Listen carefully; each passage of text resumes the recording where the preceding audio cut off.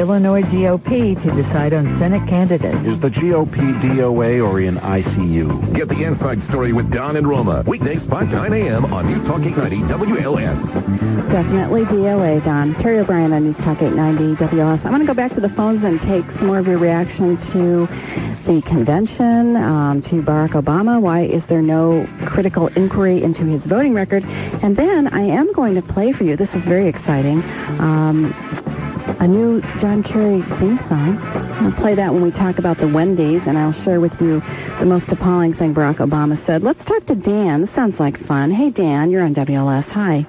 Terry, Hi. Good to listen to you. You're great. My wife and I listen to you every week. Thanks.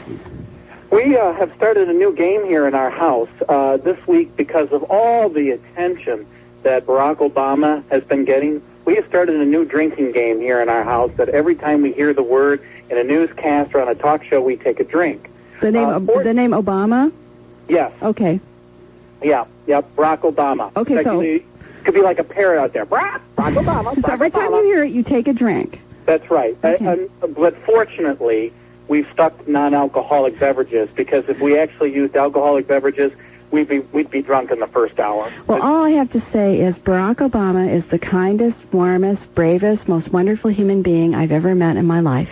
And if you don't know what I'm referring to, you need to see the original, I don't know about the new one, but the original Manchurian Candidate, and you will understand. Because I kept thinking of that. In the Manchurian Candidate, of course, they're all brainwashed to keep repeating, Raymond Shaw is the kindest, warmest, bravest, most wonderful human being I've ever met in my life. And that's what I kept thinking of when I watched this, because to a person, that was all you heard from all the media, talking heads, and everybody, so. Well, you got to watch it out there, though. I mean, you promised me you're not going to switch to alcohol because it's only going to get worse, and I fear for your safety. Well, that's the only way we can feel we can stomach all of this stuff here. Well, keep speaking the truth. Yeah, well, keep watching. I'm hoping we'll see more critical examination. Oh, and I got a comment, too. You had the little girl on there that talked about that Dick Cheney should spend a timeout. Yeah, because of what he said. Well, did she also direct that at Senator Kerry when he swore in a Rolling Stone interview? She didn't mention that. I think we need to get back to Little Orphan Annie and ask her that. Great point, Dan. Thanks so much. I should have made that. Thanks. It's rare when you guys out there bust me on something like that, but this time you really did. I'm kidding. You guys often come up with something I missed. Thanks for bringing that up. All the drinking we're doing out here. I need to have a drink after watching that convention, I'm telling you. Hey, Dan, have a great weekend. And try to listen this week to me and Jake. We're going to be on for Don and Roma all week. Looking forward to it. Thanks so much. Drive safe. Thanks. Bye. Actually, I don't know if he was driving, but Jim is driving. Jim, you're on WLS. Hey. Is this... Hello? Yeah, you're on the air. You're on WLS. Oh, thank God. Terry, I love your program. I wish you were on every day. Well, tomorrow through Friday, Jake and I are going to be on for Don and Roma, so tune in. Good. Yeah. Good. Well, I'll wake up at 5 then. Yeah. But my comment was, he loves Jane Fonda at the convention, and she didn't show up. His world revolved around her in the 70s. I'm a two-tour vet from Vietnam. It just infuriates me the way he came back and beat everybody up verbally and accused everybody of doing all these atrocities. And Jane Fonda was his best friend then. And yet she wasn't there. And nobody has brought that up, not even Rush. I was surprised. First of all, Jim, thank you very much for your service to our country, and thank you so much for helping to end the Cold War and defeat communism, and thank you for helping to try to defend the Vietnamese people against those who wanted to send them into a Soviet-style gulag, which, John Kerry didn't seem to care too much about. But aside from that, the whole thing, as you know, was basically a fantasy. It was a big masquerade. As I pointed out, they didn't have a lot of their most ardent supporters up on the podium.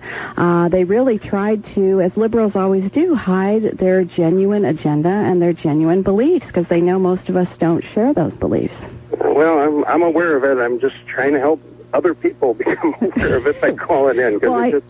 And you're doing a great job. I love you, and I'm a Rush guy, and... Well, thank you so very much, and I hope you can listen during the weekend. I'm glad you're out there. Now, drive safe.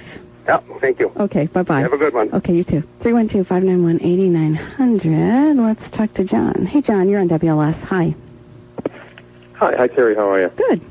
Hey, I wanted to say a couple things about Barack Obama. I've been really surprised at what an easy ride he's been getting in the media, and particularly concerning how vague he's been on any policy references, particularly regarding social policy as well as universal health care. He does favor universal health care, which I know a lot of people like, but if you look at what happened 10 years ago, what's happened to other systems, notably Britain and Canada, you're talking about a huge tax expenditure to fund that, number one. Secondly, his language refers to mutual obligations among society members, as well as, I think he mentioned in his speech, as well as with some interviews, with just a small shift in priorities, we can give every kid a great shot at life. And right. What I think people are missing is these are just tremendous tax burdens. And if you think about it, he's been heralded as a new figure. But what he's saying is that things have been around. We've been trying for 40 years. And I guess the thing that really bothers me is we've tried some of the programs I think he's hinting at for 40 years, and it's produced tripling in illegitimacy rates. It's produced a decrease in terms of SAT scores and whatnot. We've had terrible results with this.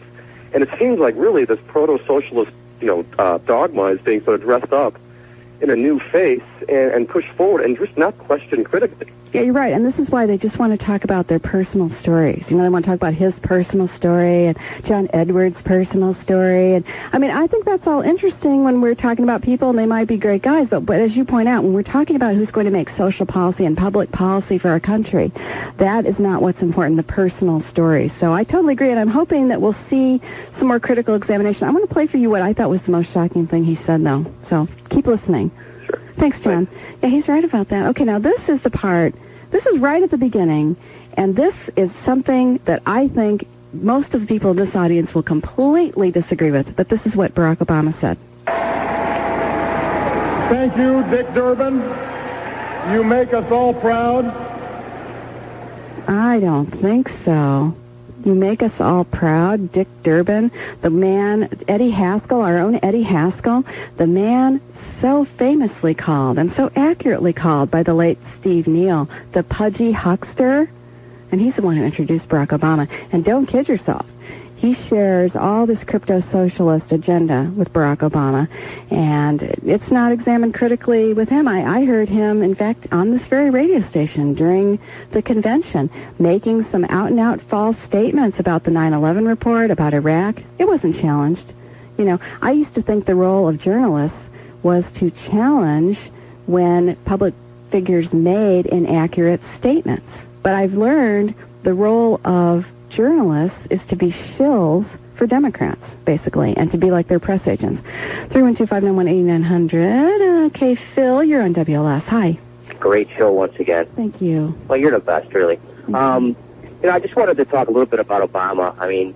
It's so unfortunate what has happened to the state of Illinois. It's just terrible. First of all, we have Dick Durbin, and I know you talked a little bit about him, but this is a guy who, is a United States senator who talks about the Patriot Act as if it's some kind of evil, terrible thing, and it's meant to protect us. Yeah. And he's vehemently against it, which I just can't believe it. I don't know who he's trying to protect. If he's trying to protect drug dealers or what. It's just ridiculous. And, I agree with you with Obama. This kid is out-and-out socialist. Right. And right. He might be a nice guy. He might be a nice guy. He's an articulate guy. He's got an interesting personal story. All that's true, but none of that examines his plans for the country. That was key what you said. I agree with you totally. This whole personal story stuff is just to mask their policies. And, right. And how do they get away with it? It's just ridiculous. And you're right about journalists too, because they don't ask questions anymore, especially the Democrats. They just well, whatever they say. Oh, yeah, okay. Yeah, it's completely unchallenged. Okay, now I want to tell you, Phil, I'm going to let you go, because I want to let you guys hear the story about John Kerry going to Wendy's. Did you hear about this? What happened to him? And there's two parts to this, and they're both good. What happened when he went there, and then the rest of the story, the Paul Harvey rest of the story. So I hope you can listen this week when Jake and I are in for Don and Roma. We'll be in all week for them from 5 to 9 a.m., so give us a listen. Thanks, Phil. Have a great day.